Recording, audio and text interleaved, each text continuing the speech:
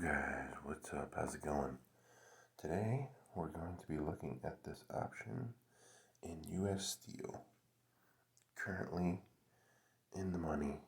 Gonna roll it. So, looks like 1 week, not enough. Let's go out a week. August 6th. Whoa, looks like a lot more premium. See if we can do a diagonal up. Okay, still good premium. Gives a little more time, and it's out of the money. I like it. So that's how you handle that. Let's look at the order. Good. Alright, go back to positions. And alright. So we're out of trouble. At least for now.